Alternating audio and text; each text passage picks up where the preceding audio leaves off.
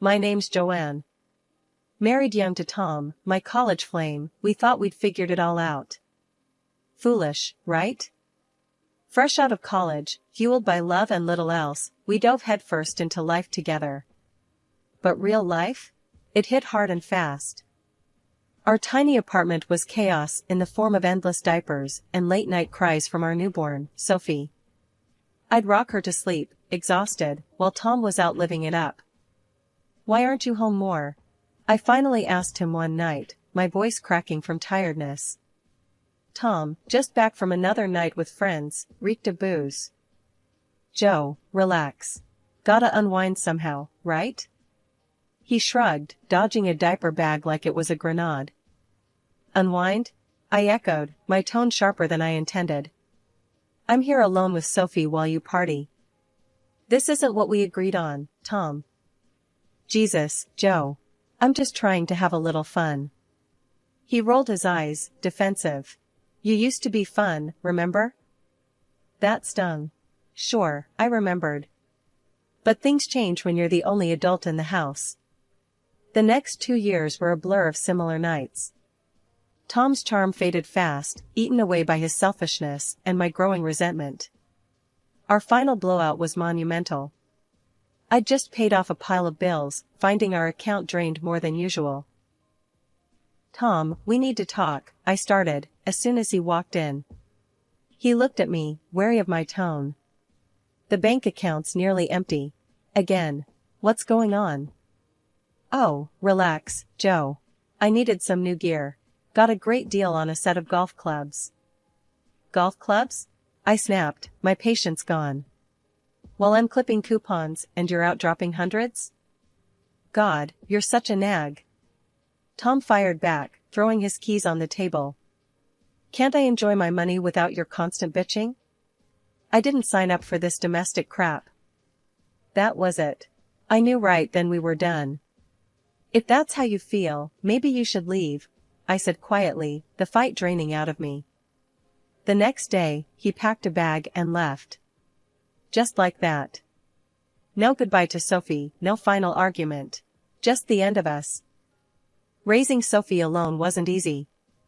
Every day was a test of my will, a balance of work, childcare, and keeping it together so my daughter never felt the hole her father left.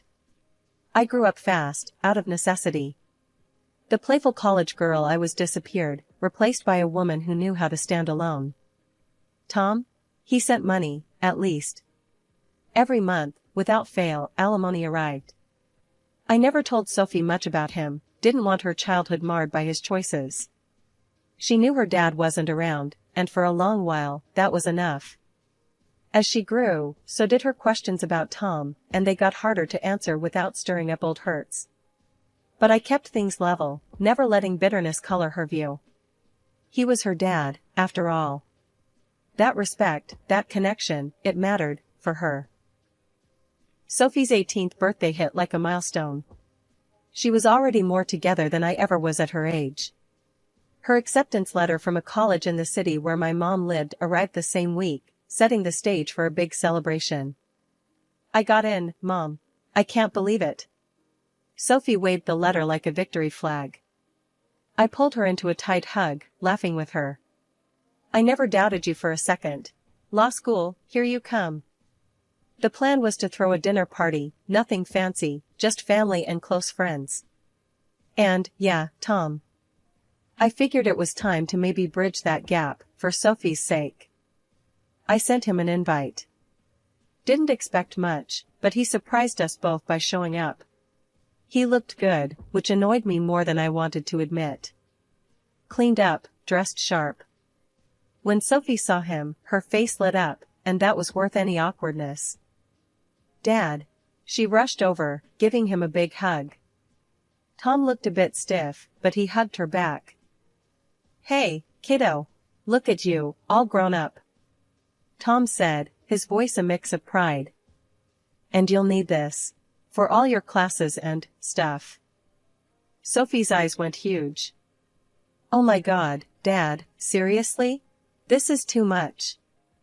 "Nothing's too much for my girl," Tom said, a bit too loudly, like he was trying to prove a point to both of us.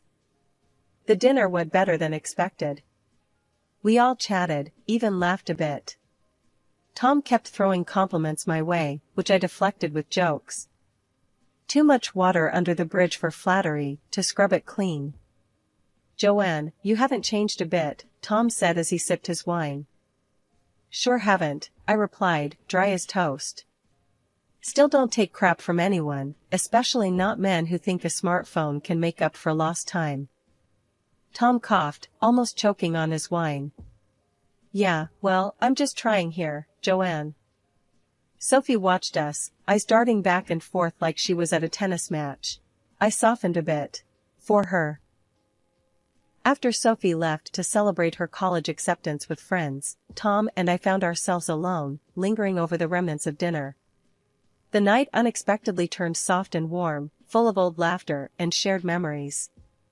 "You know, Joanne, I've missed this, us," Tom confessed as we sat side by side on the couch, our hands tentatively reaching out for each other.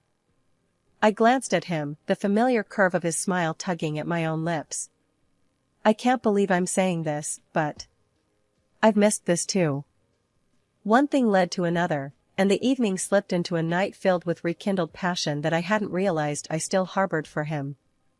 By morning, wrapped in the echo of whispered promises and dreams, we decided to give our marriage another shot. Within a few weeks, we were standing in City Hall, exchanging vows once more. It was just Sophie, Tom's sister Linda, and us. Linda had always been a rock, even when Tom and I were at our worst, and her presence at the ceremony meant the world to me. "Really proud of you both," Linda whispered as she hugged us after the ceremony. "Make it count this time, okay?" "We will," I assured her, squeezing Tom's hand. Moving into Tom's house felt like stepping into a new life. It was a beautiful place, spacious and filled with light. Sophie was overjoyed about our reunion, and her visits from college were full of laughter and family dinners that I had sorely missed. For a while, everything seemed perfect. But as the months rolled into a year, I noticed something off. The joint account we had wasn't growing as it should. Bills piled up, and the cushion we'd talked about building was nowhere seen. One evening, I decided to broach the subject. Tom was in his home office, papers strewn about. I knocked lightly before entering. "Tom, can we talk about our finances for a sec?" I asked, leaning against the doorframe. He looked up, a frown creasing his brow. "Yeah, sure. What's up?" I walked over, sitting down across from him. "It's about the joint account. There's barely enough in there to cover the bills, and I noticed you haven't been contributing much lately. What's going on?" Tom sighed, running a hand through his hair. "Look, Joe, I didn't want to worry you, but I've been having some money issues lately." "Money issues? But your job," I started, confusion and worry knitting together in my chest. "It's not as stable as it used to be. I've lost a couple of big clients, and things are tight," he explained, not meeting my eyes. "But why didn't you tell me sooner?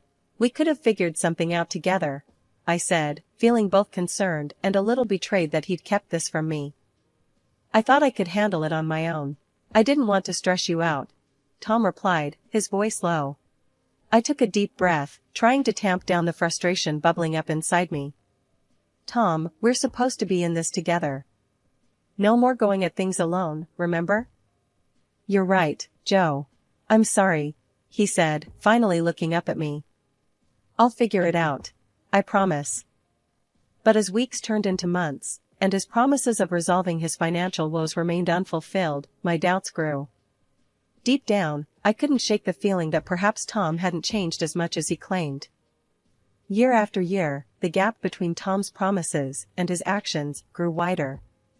Every month, I found myself managing our household alone, every expense paid from my pocket, while Tom paraded his splurges online like some kind of celebrity. One evening, I cornered him as he was uploading yet another video of himself in a rented luxury car. "Tom, we need to talk about the budget. The utility bill is overdue, and the groceries aren't going to buy themselves." He barely glanced up from his phone, his thumbs still tapping away. Yeah, I got it, Joe. I'll transfer some cash tomorrow, okay? But you said that last week, I pressed, trying to keep my voice even. And the week before. We can't keep living like this. Tom sighed, irritation flashing in his eyes as he pocketed his phone. You're blowing this out of proportion. Everyone thinks we're doing great. That's the problem, Tom. It's all for show. Friends think we live in luxury because of your damn posts. They don't see me counting every cent, struggling to keep us afloat, I said, my voice rising with every word. Come on, Joe, you're being dramatic. Look, I got you that necklace you always wanted, he said, attempting to smooth things over with a grin. I touched the expensive piece of jewelry around my neck, a gift that felt more like a bribe. I didn't need a necklace, Tom. I need a partner. Someone who actually contributes. Tom's face hardened. I contribute in my own way. Maybe if you weren't so uptight about money, you'd see that. Uptight? Tom, I'm realistic. Someone has to be, I retorted, exasperated. You're living in a fantasy world. These gadgets, these cars, it's like you're trying to prove something. Tom scoffed, shaking his head. What do you want me to do, huh? Sell everything and live like a monk? No, I want you to grow up. I want you to think about us, about your family, not just your next Instagram post, I said, my words slicing through the tension between us. This conversation, like so many before it, went nowhere. Days turned into weeks, and Tom's habits remained unchanged. The luxury facade continued, each new post a slap in the face of our actual circumstances. Meanwhile, I scrimped and saved, cut corners wherever I could. Groceries were bought on sale, lights were turned off in rooms not used, and every small spare amount was squirreled away for emergencies. My life became a continuous loop of managing disasters before they could happen. The day I got the call from my brother Mike that Mom had passed away hit me like a freight train. She'd been living in the same town where my daughter Sophie attended college, and Sophie had been staying with her, helping out where she could. We decided on a modest service. Mom had never been one for pomp, and we wanted to honor her in a way that felt true to who she was. We took the train to her city, and Sophie met us at the station, looking as heartbroken as I felt. The service was simple, just close family and a few of Mom's longtime friends. I looked around for Tom during the ceremony, needing his support, but he was nowhere to be found. Leaning over to Sophie, I whispered, "Have you seen your dad?" She shook her head, her eyes red. "No, Mom. He was here a minute ago." Tom showed up right as the service was ending, just in time to throw a rose onto the grave, but missing the entire ceremony. I bit my tongue, holding back the wave of irritation and grief that threatened to overwhelm me. That evening, we gathered at Mom's house, a cozy place filled with decades of memories. Mike read out the will in the living room, his voice steady, despite the emotions I knew he was fighting. Mom had left the house to me, and her savings to him. It was what we'd both expected. But Tom's reaction was anything but expected. He stood up abruptly, his chair scraping against the wood floor. "We should sell the house. It's practical and it makes sense financially," he announced, looking around as if expecting agreement. I stared at him, my mouth open in disbelief. "Sell it? Tom, we haven't even had a moment to grieve, and you're talking about selling?" Sophie stood up, her face flushed with anger. "I've been living here with Grandma, Dad. This is my home too. I'm staying." Tom waved her off dismissively. "It's joint property, Joanne. As your husband, I'm entitled to half. We should sell and split the money." Sophie's jaw dropped.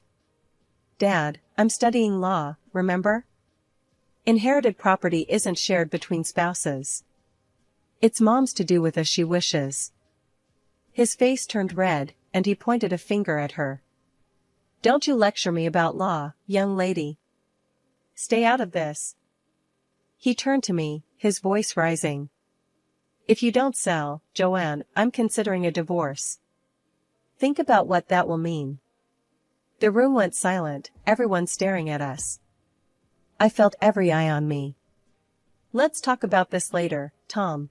Not here, not now, I said quietly, trying to keep the dignity of the occasion intact. He huffed and sat down, muttering under his breath. The rest of the evening was tense, the air thick with unsaid words and stifled grief. After everyone had left and Sophie had gone to bed, I lay awake, staring at the ceiling. The man lying next to me felt like a stranger. His greed, his timing, his utter disregard for what this home represented, it was all too much. The train ride home was quiet on my end, but Tom was as chatty as ever. He kept going on about selling my late mother's house, calculating out loud how much money we might get and what he'd do with it. We could really turn things around, Joe. Maybe even get that car I've been eyeing up, take it to Vegas, huh? He said, grinning like he'd already won the lottery. I just stared at my phone, not really listening to him. But then, a notification popped up, a new video from Tom on social media. Curiosity piqued, I clicked on it. There he was, standing in front of a lavish funeral setup, not my mother's simple service. His face was somber, his voice soft as he talked about losing someone so close, like a second mother. The video was slick, his words rehearsed. Over 1 million views. Comments flooded in, offering condolences and praises for his sensitivity. I felt a cold anger settle in my stomach. So, this was why he'd missed most of Mom's funeral. He was too busy playing the grieving son at a stranger's ceremony across the cemetery to boost his social media image. All through the train ride, Tom babbled on about the house sale and his plans. With that money, Joe, think about it. We could really live it up. That car, it's a beauty, ride smooth. Vegas would be just the start. I kept my eyes on my phone, my face neutral, but inside, I was reeling. He was so wrapped up in his fantasies, he didn't even notice my silence wasn't agreement but disgust. When he finally paused, expecting some enthusiastic response, I just shook my head slowly. Tom, you're in for a surprise when we get home, I said quietly, my tone flat. He misread my calm for defeat. That's my girl. Knew you'd come around. It's the smart play, Joe. When the train pulled into our station, Tom was buzzing with excitement, probably imagining himself behind the wheel of a new car. I felt nothing but a resolve so sharp it almost scared me. This was the end of the line, not just for our trip, but for us. As we walked through the doors of our home, Tom was already on his phone, likely bragging about his victory to someone. I let him prattle on as I went to the bedroom, my decision clear in my mind. That evening, after Tom had finally run out of steam and fallen asleep, sprawled on the sofa with dreams of dollar signs dancing in his head, I sat down at the kitchen table with all the paperwork from my mother's will. I drafted an email to a lawyer, detailing everything. I needed advice, yes, but more than that, I needed an ally. Tom's sister, Linda, had always been kind to me, understanding even when Tom was at his worst. It was time to reach out, to tell her everything, and to ask for her help. The next morning was heavy with the weight of impending confrontations. Tom came down for breakfast, unaware of the surprise I had prepared for him. As he entered the kitchen, he froze. His sister Linda was sitting at the dining table, her expression stern and unwavering. From the look on Tom's face, seeing her was the last thing he expected. Linda? What are you doing here? Tom stammered, his usual bravado nowhere in sight. Linda didn't waste a moment. Sit down, Tom. We need to talk, she said, her voice firm, leaving no room for argument. Tom glanced at me before reluctantly sitting down opposite his sister. I remained standing, feeling strangely empowered, with Linda on my side. Linda turned to me, nodding slightly as if to say, "Go ahead." I took a deep breath. Tom, I told Linda everything, about your spending, your demands to sell my mother's house, and your threats of divorce. Tom's face went pale, his eyes darting between Linda and me. Joanne, Linda cut him off, her tone icy. You what, Tom? You've embarrassed yourself enough. I've been listening to Joanne, and frankly, I'm disgusted. She turned her full attention to Tom, who seemed to shrink under her gaze. You haven't grown up at all. You're still acting like a spoiled child. And this house? Did you ever stop to think about what you've actually contributed to it? Nothing. This house belongs to me. I let you live here out of pity. Tom's mouth opened and closed, but no words came out. He looked like he wanted to argue, but knew he stood no chance against the truth. And there's more, Linda continued, her voice hard as steel. The alimony for Sophie? I've been the one sending it, Tom. Not you. You couldn't even manage that, could you? I felt a shockwave go through me. All these years, I thought Tom had at least done his duty by Sophie.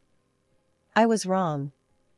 Tom looked down, unable to meet either of our eyes. Linda shook her head. You're not just a failure as a husband and a father. You failed as a man.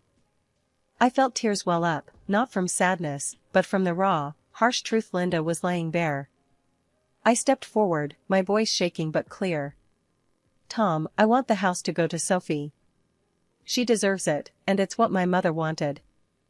At that, Tom shot up from his seat, fury replacing his earlier defeat. I don't care about Sophie. I want my share. If I don't get it, I want a divorce. After these words, something snapped in me. I reached into my bag and pulled out the divorce papers I had prepared, my hand steady now. Here, Tom. You want a divorce? You got it. Sign these. Tom's face went from red to white, his rage deflating like a punctured balloon. You can't do this to me, Joanne. I'll ask for alimony. I couldn't help but laugh, a short, bitter sound. Go ahead. Try. You might find our daughter a tougher opponent in court than me. His hand trembled as he took the pen and signed the papers, each stroke heavy with the weight of his failures. Without another word, he grabbed his coat and left, the door slamming shut behind him. After the dust settled from the divorce, I moved back to the city where I grew up and settled into my mother's house. Now, the house buzzed with the excitement of new beginnings. My daughter, Sophie, after graduating college, had gotten married and was now expecting her first child. She and her husband, Matt, decided to move in with me. One quiet afternoon, as I tended the garden, my phone rang. I wiped my hands on my apron before answering, seeing Tom's name flash on the screen gave me a moment's pause. Joanne, hey, I need a favor, Tom's voice sounded through the receiver, hesitant and a bit desperate. What kind of favor, Tom? I asked, my tone guarded but polite. It's about money. I've got myself into some trouble with debts, big ones. I was hoping you could help me out, he confessed, his voice strained. I couldn't help but let out a small, incredulous laugh. Tom, I think you've got the wrong idea. I'm not in a position to help you with that. There was a silence, then he chuckled dryly. Well, I had to ask, right? Anyway, how about we give it another shot? Marry me again, Joanne. We could start over. The suggestion was so absurd, I laughed outright. Marry you again? Tom, I'm not about to step on that same rake a third time. No, thank you. His sigh was audible over the phone. Guess I had that coming. All right then, take care, Joanne. Later that week, I was on the phone with Linda, Tom's sister. We kept in touch regularly, a friendship forged through shared trials with her brother. Joanne, you won't believe what Tom tried to pull this time. He attempted to sell my house to cover his debts. Can you imagine? If I hadn't found out just in time, he might have actually gone through with it. Linda's voice was a mix of anger and disbelief. I'm just glad you caught him before it was too late, I responded, genuinely relieved for her. Yeah, well, that's the last straw. I've cut him off completely now. No more rescues. He needs to learn, she declared, her tone resolute. We talked a bit more about lighter topics, before saying our goodbyes. Hanging up, I felt a profound sense of peace. Cutting Tom out of my life was the best decision I had ever made. The chaos he brought with him was gone, and in its place was a calm, stable life with my daughter and her growing family. Sophie waddled into the kitchen just as I was putting the kettle on. "Who were you talking to, Mom?" "Linda," I replied, watching her settle herself at the table. "She was just telling me about the latest drama with Tom." Sophie shook her head, a smile playing on her lips. "I'm glad we're out of that mess. I can't wait for the baby to arrive, to start our own little chapter here." "Me too, honey. This house, this family, it's going to be filled with so much love and none of the drama," I said, reaching out to pat her hand.